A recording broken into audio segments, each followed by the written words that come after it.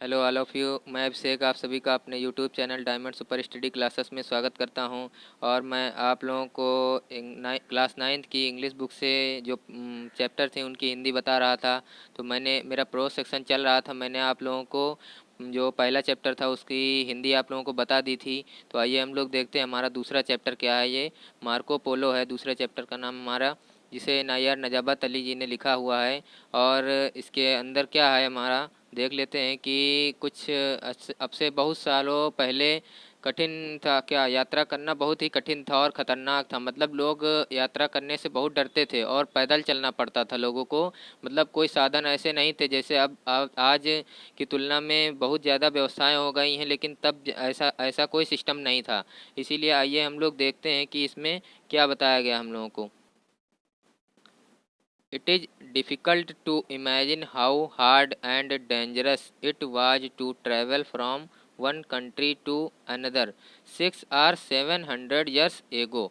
मतलब यहाँ पे है कि it is difficult to imagine, यह बहुत कठिन है, यह बहुत कठिन है, टू इमेजिन कल्पना करना, हाउ कैसे, हार्ड कठिन था, एंड डेंजरस और ख़तरनाक था, इट क्या यह, वाज टू ट्रैवल यात्रा करना from one country to another, मतलब एक देश से दूसरे देश की यात्रा करना बहुत कठिन था। 6 or 700 years एगो, 600 या 700 साल पहले, मैंने अभी बताया आप लोगों को। इट इज़ डिफ़िकल्ट मतलब यह बहुत ही कठिन था। यहाँ से लेते हैं कि 600 या 700 साल पहले बहुत ही कठिन था, पहले बहुत ही कठिन था यात्रा करना बहुत ही कठिन और ख़तरनाक था। और इसकी कल्पना भी, मतलब कि इसकी कल्पना भी करना बहुत ही क्या है, कठिन है। कि 600 से 700 साल पहले एक देश से दूसरे देश की यात्रा करना बहुत ही कठिन और ख़तरनाक था। Men had to travel mainly by overland routes। जो व्यक्ति थे वो यात्रा करते थे, टू ट्रैवल यात्रा करते थे, मेनली बाई ओवरलैंड रूट्स, मतलब जो सीधे जो मतलब मार्ग होते थे, भूमिगत मार्ग होते थे, उनसे यात्राएं करते थे। जो भूमिगत मार्ग होते थे उनसे यात्राएं करते थे लोग। They had to move slowly as and when they got the chance. वे दे हैड मतलब वे धीरे धीरे बढ़ते थे, वे धीरे धीरे बढ़ते थे, मूव मतलब चलना, वे लोग धीरे धीरे चलते थे। As and when they got the chance, जब भी उन्हें मौका मिलता था, वे धीरे धीरे आगे बढ़ते रहते थे। Villages and towns were far apart. गांव और शहरों में बहुत दूरी थी, मतलब आपस में गांव और शहरों की दूरी ज़्यादा थी। मतलब फार अपार्ट मतलब आपस में दूरी ज़्यादा थी। Many persons died on the way. बहुत से लोग मर जाते थे, ऑन द वे रास्ते में ही, for lack of food and water. मतलब लैक मतलब होता है कमी, कमी के कारण, किसकी कमी के कारण, भोजन और जल की कमी के कारण रास्ते में ही बहुत से लोग, अपने रास्ते में ही उनकी मृत्यु हो जाती थी, डेथ हो जाती थी। People had to travel with large parties. People had to travel मतलब लोग यात्रा करते थे, ट्रैवल मतलब यात्रा करना, विद लार्ज पार्टीज मतलब एक बड़ा संघ, एक बड़ा ग्रुप बनाकर वे लोग यात्राएं करते थे।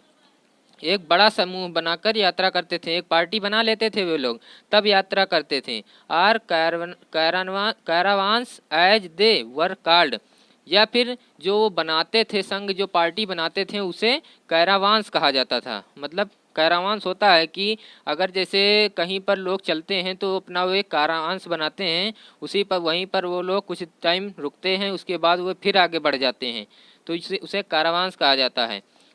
Otherwise they could get lost, अन्यथा वे लोग खो जाते थे।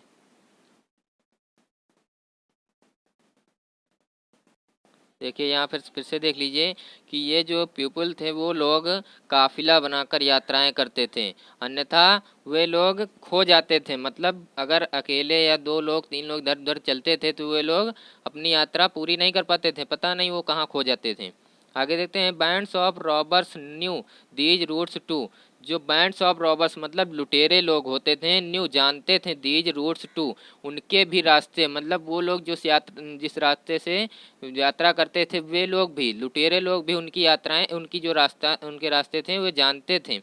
They attacked caravans and looted them. वे लोग उनके काफिले पर आक्रमण कर देते थे, एंड लूटेड देम, और उन्हें लूट लेते थे, मतलब कि उनके पास जो भी रहता था वो लोग सारा लूट लेते थे। Many travellers were killed in the fighting that took place. Many travellers, बहुत से व्यक्ति, बहुत से यात्री, वर किल्ड, मार दिए जाते थे, इन द फाइटिंग मतलब लड़ाई में, झगड़े जो उनसे जो झगड़ा होता था, वो लड़ाई होती थी उसमें मारे जाते थे। दैट टुक प्लेस, उसी स्थान पर वो लोग मार दिए जाते थे। Others died of hunger and thirst, अन्यथा और जो अन्य लोग थे वो मर जाते थे हंगर, भूख से, और थर्स्ट प्यास से। When everything they had was stolen and taken away, जब उनसे everything, सब चीज़ they had was stolen, तब जब उनका सारा चीज़ चुरा लिया जाता था, and taken away, और उन्हें मार दिया जाता था। मतलब उनको ऐसा किया जाता था कि वे लोग, जो लुटेरे लोग थे, उनको लड़ाई झगड़ मतलब उन पर आक्रमण कर देते थे, उनके पास जो भी होता था वो सारा चीज़ उनसे लूट लेते थे और उनको मार देते थे। और जो नहीं मरते थे वे लोग भूख और प्यास से मर जाते थे, मतलब कि कोई नहीं बचता था इतनी जल्दी। इसीलिए आप लोग समझ गए होंगे कि उन दिनों यात्रा करना बहुत ही कठिन और ख़तरनाक था। आगे देखते हैं। Travelling was so dangerous in those days, यात्रा करना बहुत ही खतरनाक था उन दिनों।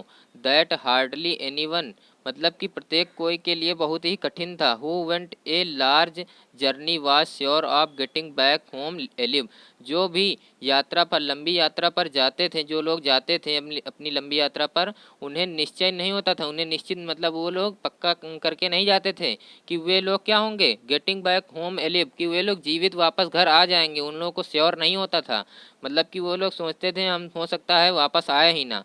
Only persons of great courage could dare undertake long journeys which led them into strange lands and sometimes took years to complete। केवल वही लोग साहस करके यात्राएं करते थे, जो लोग लंबी यात्राएं करते थे। विच लेड देम इनटू स्ट्रेंज, जो लोग जानते थे, मतलब कि जो भूमिगत रास्ते होते थे, जो लोग उनसे परिचित होते थे। समटाइम्स टुक, मतलब वही लोग यात्रा करते थे जो लोग जानते थे कि कहाँ से कहाँ तक जाना है, कैसे जाना है, वही लोग यात्रा करते थे। Took year, sometime took years two years complete to, मतलब कि वो लोग अपनी लगभग 2 साल में यात्रा कंप्लीट कर लेते थे। कुछ लोग जो साहसी व्यक्ति थे वही लोग यात्रा कर पाते थे, बहुत लोग नहीं कर पाते थे। बहुत लोगों की मृत्यु भी हो जाती थी रास्ते में। In the 13th century Europe valued its trade with a east highly, जो 13वीं शताब्दी में जो यूरोप के जितने भी देश थे, ट्रेड विद ईस्ट हाईली, जितने भी देश थे, और मतलब कि यहाँ पर यह बताया गया है यूरोप के जितने लोग थे वे अपने जो पूर्व के जितने भी देश थे वे अपने आप को उनसे अच्छा व्यापारी मानते थे, उनसे अच्छा सोचते थे, हम लोग इनसे अच्छा व्यापार कर लेते हैं। इसीलिए यहाँ पर वैल्यू यूरोप को ज़्यादा दी जाती थी ट्रेडिंग में, और जो पूर्वी लोग थे उनको कम दिया जाता था। वे लोग सोचते थे कि पूर्वी लोग इतना ज़्यादा अच्छा व्यापार नहीं कर पाते हैं। India and China were believed to be rich beyond dreams, जो इंडिया और चाइना थे, जो भारत और चीन थे, उनके आपस में, मतलब कि वो लोग जितना सोच सकते थे, वे लोग उनसे भी ज़्यादा धनी होते थे, मतलब यूरोप के लोग उनसे भी ज़्यादा धनी होते थे।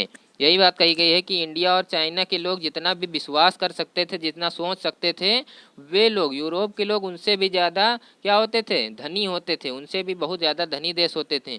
Species from the islands of Southeast Asia could be sold in Europe at a great profit। देखिए, spices from the island of South East Asia could be sold in Europe at a great profit, जो Europe के लोग थे वे लोग मसाले बेचते थे और उन लोगों को क्या होता था, अच्छा लाभ होता था। ग्रेट प्रॉफिट मतलब अच्छा लाभ होता था उन लोगों को, वो लोग मसाले बेचते थे ईस्ट एशिया से और उन लोगों को अच्छा लाभ होता था। अब यहाँ तक बात की गई है कि कैसे यात्रा होती थी, कैसे क्या होता था, कितना कठिन होता था। अब आगे जो चैप्टर का नाम था मार्को पोलो, तो उसका यहाँ पर चित्रण किया, मतलब बताया गया है उसका यहाँ पर। आइए हम लोग मार्को पोलो के बारे में जानते हैं। Marco Polo was a young man who lived in Venice. Marco Polo एक जवान आदमी था जो रहता था, कहाँ रहता था, वेनिस में, जो वेनिस में रहता था। He belonged to a family of rich merchants, वह संबंध रखता था, मतलब उसका संबंध था किससे, एक बड़े परिवार से, एक धनी परिवार से, धनी व्यापारी परिवार से, एक धनी व्यापारी परिवार से उसका संबंध था, मतलब वो उसी उन्हीं के यहाँ रहता था। And the city of Venice was the greatest centre in Europe of trade with the east, और मैंने वैसे बता दिया कि और शहर जो वेनिस का शहर था, वाज द ग्रेटेस्ट सेंटर, वह बहुत ही महान बिंदु था, महान बिंदु था मतलब महान देश था वहाँ पर, जो यूरोप में ट्रेडिंग के मामले में बहुत ही आगे था, मतलब कि बहुत ही ऊपर था ट्रेडिंग के मामले में, मतलब वो व्यापार करने में बहुत ही सक्षम वो लोग होते थे। In 1271 years, 17 years old Marco Polo started on a journey to China. In 1271 ईस्वी में, मतलब 17 साल में ही, जब मार्को पोलो 17 साल के थे तभी उन्होंने एक यात्रा शुरू कर दी थी। कहाँ, जर्नी मतलब अपने जहाँ से रहते थे, जहाँ वेनिस में रहते थे, वेनिस से चाइना के लिए एक यात्रा शुरू कर दी थी जो मार्को पोलो जी थे उन्होंने 1271 ईस्वी में। Then known as Cathay with Niccolo Polo his father and Maffeo Polo his uncle. उन्होंने अपनी यात्रा शुरू की, तब उन्होंने अपनी यात्रा शुरू की विद निकोलो पोलो, अपने निकोलो पोलो हिज फादर उनके पिताजी थे, और माफियो पोलो उनके अंकल थे, उनके चाचा थे। पोलो और निकोलो पोलो के साथ में उन्होंने अपनी यात्रा शुरू की। They travelled from Venice to Asia Minor, वे यात्रा कर रहे थे कहाँ से, वेनिस से एशिया मिनार तक उन्होंने यात्रा की। Then crossed the Black Sea into the Crimea, तब उन्होंने पार किया ब्लैक सी, जो काला समुद्र होता है, काला समुद्र उन्होंने पार किया। क्रीमिया में काला समुद्र था, उन्होंने क्रीमिया में काला समुद्र की पार किया उन्होंने। From there they made their journey across the deserts of Persia and Afghanistan to the highland of the Pamirs. फिर वहाँ से जब यहाँ से इतना पार किया उन्होंने, तब वहाँ से वो लोग अपनी यात्रा को पार करते करते, मतलब चलते चलते वो लोग डिजर्ट्स ऑफ पार्सिया, जो पार्सिया का रेगिस्तान था, वहाँ पर पहुँच गए, और अफगानिस्तान से होते हुए थाईलैंड तक पहुँच गए, पामरीज की हाईलैंड तक पहुँच गए, मतलब कि पामरीज की ज़मीन पर पहुँच गए वे लोग यात्रा करते करते।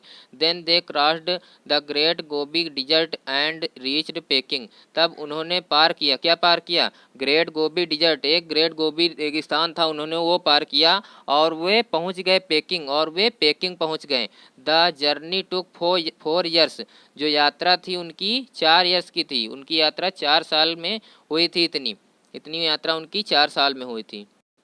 देखिए, ये आप लोगों को मैं यहाँ तक पढ़ा रहा हूँ, इसके बाद ये पार्ट 1 है, और अगला जो पार्ट 2 है वो आप लोगों को जल्दी से मिल जाएगा। आप लोगों को ज़्यादा इंतज़ार नहीं करना पड़ेगा, क्योंकि इस तरह वीडियो बहुत लंबा हो जाएगा तो आप लोग परेशान हो जाएंगे, इसलिए मैं आगे का पार्ट 2 में पढ़ाऊँगा। और आप लोग मेरे वीडियो को लाइक शेयर कमेंट करना ना भूलें, और मेरे चैनल को सब्सक्राइब ज़रूर कर लीजिए। धन्यवाद।